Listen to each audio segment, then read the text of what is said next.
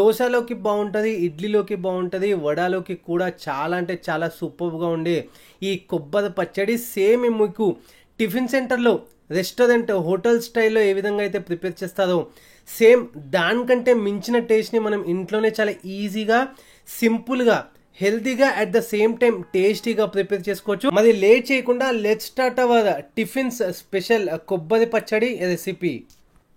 Tiffin centre style కొబ్బరి పచ్చడి prepare చేసుకోవడానికి ముందుగా మనం ఒక ఫ్రైయింగ్ ప్యాన్లో ఒక 2 నుంచి 3 స్పూన్ల ఆయిల్ని మనం హీట్ చేసుకున్న తర్వాత ఒక స్పూను జీలకర్రని బాగా మనం వేయించుకోవాలి. వేయించుకున్న తర్వాత ఇప్పుడు 8 నుంచి 10 వరకు పచ్చిమిరపకాయలతో పాటు కొంచెము పుదీనా ఒక కట్ట మంచిగా మనం వాష్ చేసుకున్న తర్వాత ఇందులో యాడ్ చేసుకోవాలి. యాడ్ చేసుకున్న తర్వాత ఇప్పుడు అవన్నీ కూడా మనము లైట్గా మగ్గేంత వరకు వెయిట్ చేయాలి.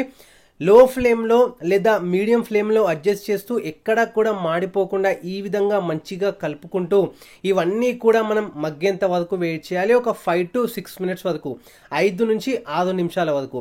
ఇప్పుడు ఇదంతా మగ్గిపోయింది కాబట్టి ఒక మిక్సీ జార్లోకి ఇదంతా ట్రాన్స్ఫర్ చేసుకుంటున్నాను. దాంతోపాటే ఒక టెంకాయలో సగం టెంకాయ నేను ఇందులో యూజ్ చేస్తున్నాను. కొబ్బరి ఈ విధంగా పీసెస్ అనేది కట్ చేసుకొని దాంతోపాటే ఒక 4 నుంచి 5 ఎల్లిపాయలతో పాటు ఉప్పు టేస్ట్కి తగ్గట్టుగా యాడ్ చేసుకొని ఒక్కసారి బాగా మనం మిక్సీ పట్టుకున్న తర్వాత ఇప్పుడు నిమ్మకాయ సైజ్ అంత చింతపండు కూడా యాడ్ చేసుకొని కొన్ని వాటర్ యాడ్ చేసుకొని మళ్ళీ ఒకసారి ఫైన్ పేస్ట్ మాదిరిగా ఈ కొబ్బరి పచ్చడి అంతా కూడా మనం మిక్సీ పట్టుకొని పక్కన పెట్టుకుందాము.